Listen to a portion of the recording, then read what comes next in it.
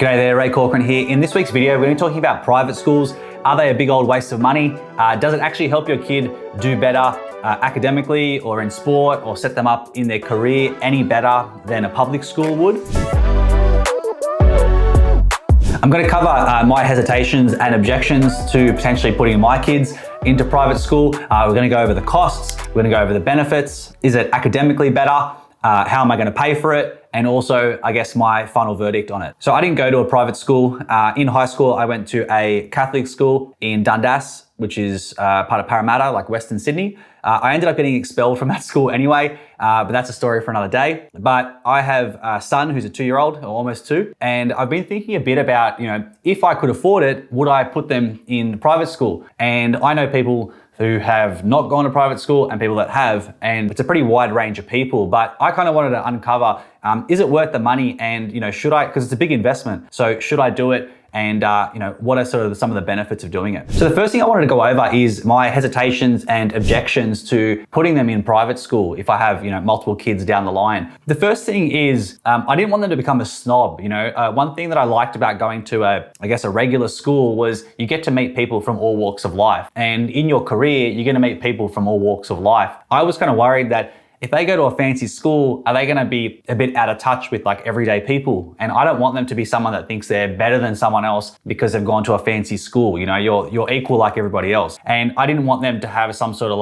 attitude or sort of elitist attitude about them. So that was a big concern for me. The second thing I was concerned about was, will there be pressure to keep up with the wealthier families, because this is going to be some of the richest families in our society, like literally the top 1% wealth. So is that going to be something that's going to be like a problem? Like, am I going to be expected to do certain fancy things? Like, that's not really my style. I'm a bit of a bogan anyway. I don't want to feel that pressure.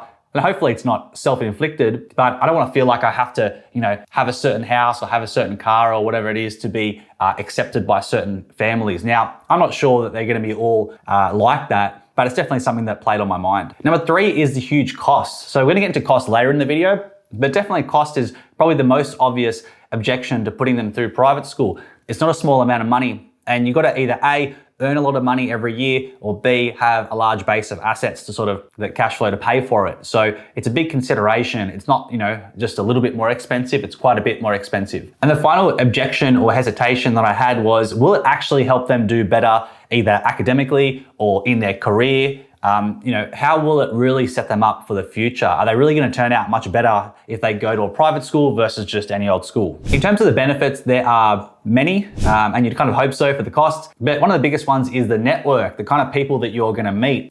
People say your network is your net worth or whatever it is. And it's very true. How many people you know and how high they are in society, it's probably going to help you by the time that, you go through your career or your kids go through their career. Next is the teachers are much better paid. So you're going to get teachers that are potentially higher quality and maybe care a bit more about their job because they're getting paid more. That's kind of debatable, but it's something to consider.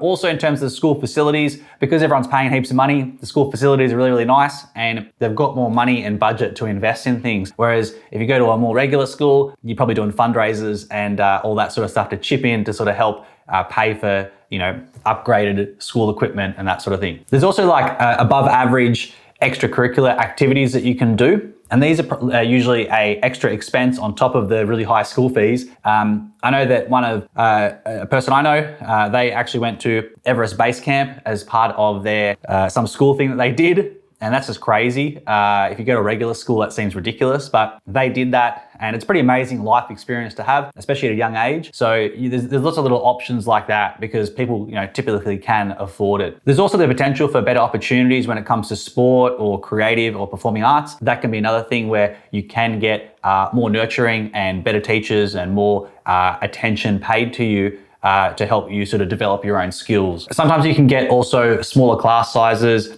more personalized attention if you do have any, learning challenges. Some say discipline and, there's a bit more order at some private schools. Whether that's true or not, I think is anybody's guess. I can sort of see that both sides of that equation. I know that the school that I went to at times was completely chaotic. So I can understand why maybe a not as expensive school will be a bit more chaotic. A big one for me is the networking between the parents. So, I have a business, the potential business deals or relationships that I would build through networking with parents there would be, very, very valuable. And I'm going to touch on that a bit later as well. And statistically, people from private schools are more likely to go all the way to year 12 rather than dropping out early. They have higher university entry rates and also lower unemployment rates long term. So that all doesn't come for free. So the big part is the cost. So it can cost a lot of money to go to a private school in Australia. You might pay less in regional areas or not as big cities, but if you're in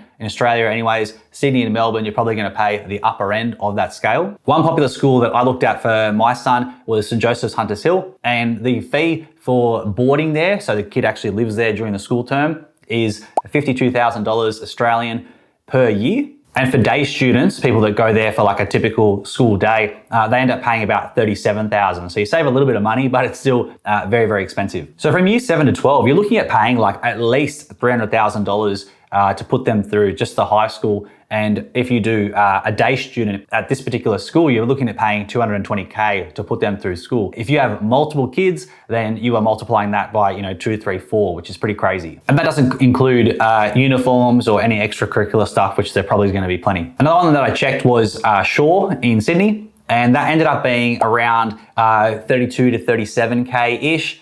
Depending on what option that you picked. And for most private schools, you're probably looking at paying between 25 to 40K per year per student. And it kind of varies a bit, but that's kind of the range that you can look at paying. So with all that cost, does going to a private school mean that you're going to be academically better? And there was a number of studies that have actually been done on this, and they kind of found that on the surface, it looked like private school students did do better academically. But when a lot of the statisticians did, they adjusted it for socioeconomic status, they actually found that there was no strong correlation for someone going to a private school and doing better. One interesting thing that they found was people in private schools often did better in year 7 to 12, and they did better in their year 12, exams, HSC or whatever they call it these days. But when they went to university, they didn't do as well as public school students. And one theory around that is that the kids in high school, the private high schools, got so much intensive coaching and helping during that time,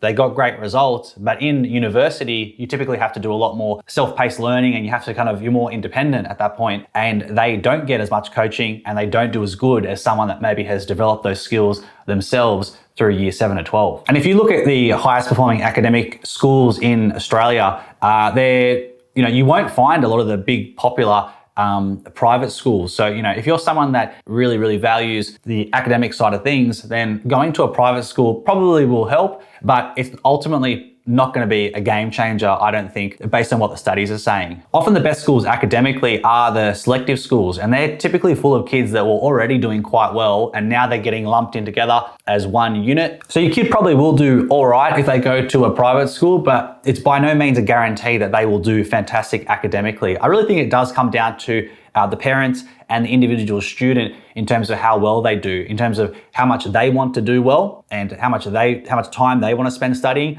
as well as how much support and extra help they get from their parents and other tutors or coaching and that sort of thing. But all these benefits sound great, but how do you actually pay for all this stuff? The first point is you don't actually pay for it straight away. So you have to put your name down a lot of these places when your kid is either like 1 or they've just been born, or even some people are putting their name down a year before they're born and that sort of thing. So you kind of have to make a decision whether you're going to do it many years in advance.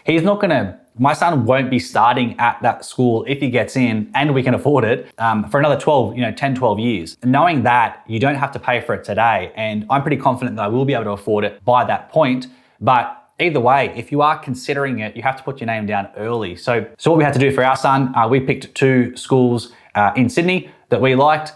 And we had to pay a fee of between $350 and $400, and you kind of put your name down. And there's no guarantee that you'll get the spot, but you kind of need to put your name down regardless of whether you are going to proceed with it. So if you are considering it, you need to put your name down basically ASAP. Number 2 is, I think it really depends on the parent. If you are someone that you are confident in your ability to network and create opportunities, then I I think it's going to be, to be honest, pretty easy to pay for private school if you are someone, especially self-employed. You can create business opportunities because you're probably going to be dealing with, some of the parents are probably going to be high performers themselves.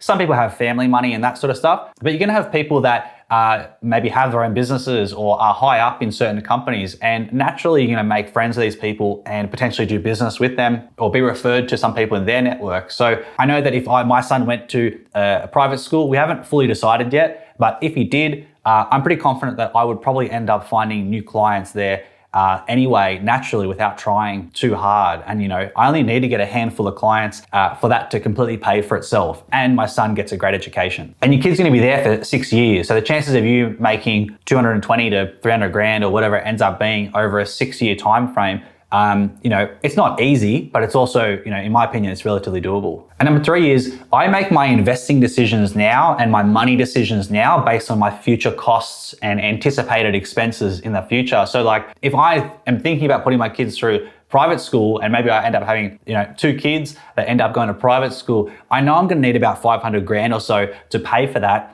about 10, 12 years from now. So some of the ways I can pay for that is through investing in property, investing in stocks, reinvesting in my business to grow more cash flow. So I expect that all my investing decisions now will more than pay for that in the future. I don't expect to pay for this out of my earned active income. So what's my final verdict? For me personally, obviously, you need to make your own decision based on your own finances and how much you think it's going to help. But for me, I'm definitely going to try and get my son into a private school and see how it goes. We haven't fully made our mind up yet, but if I can afford it, then I don't think it's going to be a bad thing. I really believe that, the cream always rises to the top anyway. And if my son goes to any school and he wants to be successful, then, and he has the drive, he will do that regardless of where he's placed. There are plenty of people that have gone to a really, really nice school and done nothing with their career, and vice versa. There's plenty of people that went to a not ideal school, but because of their own personal drive and determination, they were going to make it happen regardless of where you place them. I'm confident that if I did put my kids through private school, that I would be able to pay for it hopefully in advance. I would expect to have that money fully sitting there before they start private school, ideally. Personally, I don't want to be stressing about it every single year, making the payments, and hopefully by then everything's compounded so much that it really isn't as big of an expense as it would be for me to pay 50 grand a year now. The network that I could get from having my son in a private school, I think could be invaluable. It's going to be very, very useful. And obviously for him, I think it can give him a good start in life. I really don't believe that you need to go to a private school to be successful. And I think that if the individual wants to be successful, they will, regardless of the environment that they're in. But I think it does make it a little bit easier for them to succeed. But I know for my son, I'm definitely going to be imparting on him that if you want to be successful, you will be regardless of what school we put you into, whether it costs 300 grand for 6 years or whether it costs 50 grand. If you work hard and you put in the inputs and the hours and learn your craft and all that, then you'll do well regardless of what your teachers were like at school. And this is all predicated on whether he even gets let into the school, regardless of whether I have the funds or not. But if he does, great. If he doesn't, I don't really care. I know that if he wants to be successful, he probably will be anyway, if he chooses to do the work required. And if he doesn't go to private school, then dad can get a new Lamborghini. So it's not all bad, regardless of how it all plays out. But let me know your thoughts. Do you think private school is a waste of money? Do you think it's a really, really good investment in your child's future? Did you go to a public school? Did you go to a private school? What was your experience? Do you think it's a good idea or not and it's worth the money? Let me know down in the comments. I'm always interested to hear what other people think about this. Hope you enjoyed the video. If you liked the video, please give it a like, and yeah, I'll see you on the next video. Cheers.